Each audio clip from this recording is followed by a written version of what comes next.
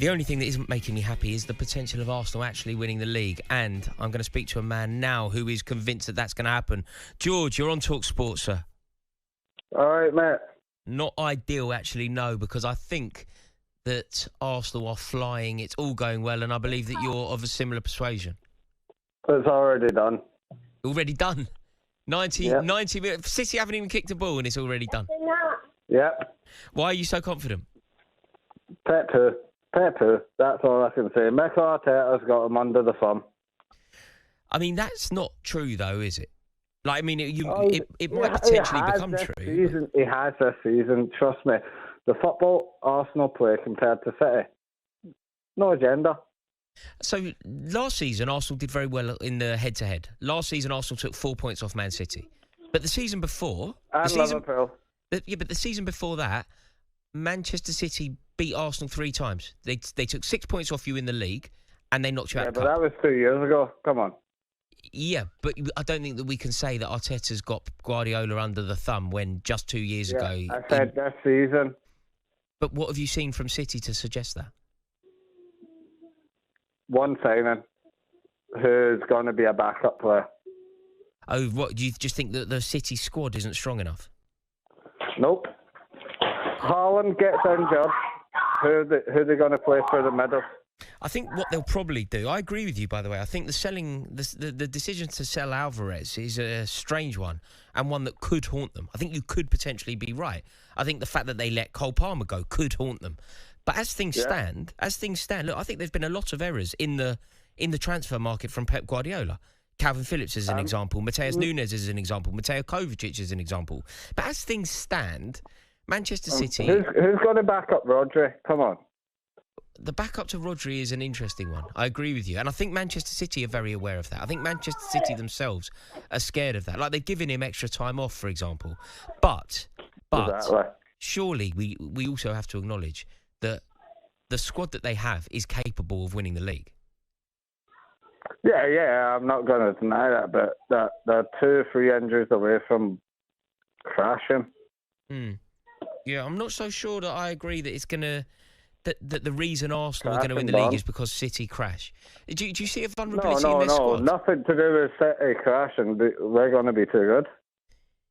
You're going to be too good. Okay. Yeah. Well, there we have it from George. Arsenal are going to be too good. It's as simple as that. And without even seeing a ball kick from Manchester City, George has written off Manchester City's title aspirations. I am in envy of that level of belief in your team. Sadly, though, I do agree to a degree. I think that Arsenal are going to be a force this season. I think that there is something very special going on with this team. And the reason that I think they're going to win it, if I had to pinpoint one reason why Arsenal are in such good shape this season, it's the defence. They had the most miserly defence last season, and they've gone and strengthened it. They've strengthened a position of strength, which I believe is the hallmark of potential champions. Let's, in fact, hear from Mikel Arteta, who was asked after their 2-0 win over Wolverhampton Wanderers, whether Kai Havertz's form is the reason why they haven't brought a striker. Mikel, you mentioned about Kai there and taking his goal as a number 9. Was that an example of why you haven't brought in a striker this summer? You have faith in him to play that role? We have faith in him. We have faith in Gary. Leo is played in that position. So we have different qualities in there. And the best thing that we can do is trust the players that we have, try to improve them. They are so good. They are so willing. And that's what we focus on. I'm very surprised there because I believe that if Arsenal are to win the league, the reason is because of the variety that they have in their goal scorers. Like there is this theory, isn't there, that Arsenal can't win the league without signing an Ivan Toney, without signing a Victor Osimhen. Whereas when I look at Arsenal's forward line, they've got goals galore in it. They've probably got 5 players all capable of scoring a dozen goals. And the way that Mikel Arteta likes to attack, that sort of effervescent front 3, front 4, with Odegaard pulling the strings, I don't think that they're reliant on a number 9, an archetypal number 9.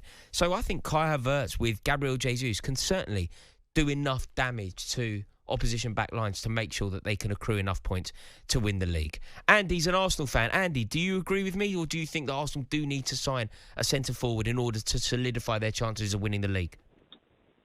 I'll be honest, I'm not even saying it has to be a centre-forward, but like I was at the game today and Saka took a knock.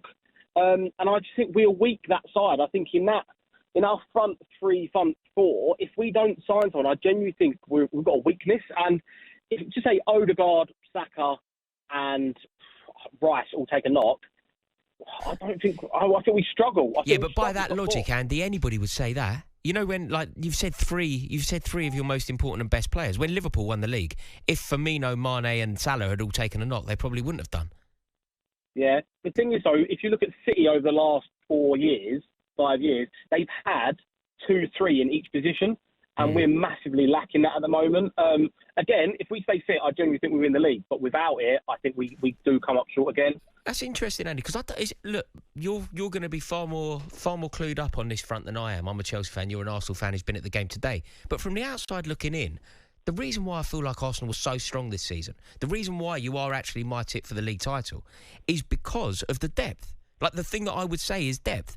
So, for example, up front, you have many options. Like, I think Leandro Trossard, I think he's a sensational footballer. I love him. Leandro Trossard is everything that I want Mykhailo Mudryk to be. I think he's a class act. He doesn't start for you. Gabriel Martinelli, when he's on form, if he can rediscover the form that he had a couple of seasons ago, is one of the most direct and threatening players in the league. Again, he's not a guaranteed starter for you. Gabriel Jesus, at what he does, is one of the best strikers in the world. You know, that pressing centre-forward, you'll struggle to find a better pressing centre-forward than Gabriel Jesus. Another example of a player that doesn't definitely start for you. Does that not demonstrate the depth that you have rather than the vulnerability?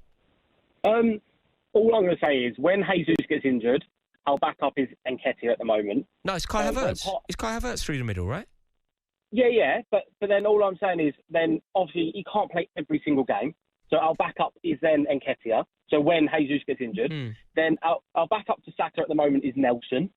Our backup to Partey is Jorginho. That's all I'm saying. I'm just saying I think if we're 3 injuries away from actually not challenging. I think that's probably true. I do think that's true, Andy. But then I think that's true for basically any team in the league.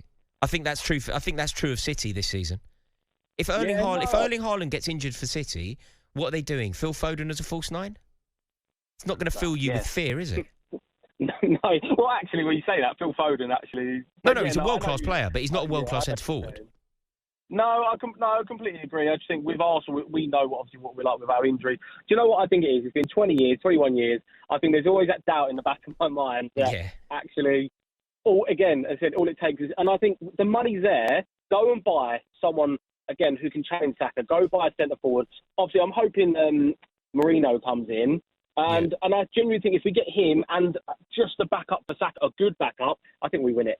On AM, on DAB, via the talkSPORT app and on your smart speaker. talkSPORT.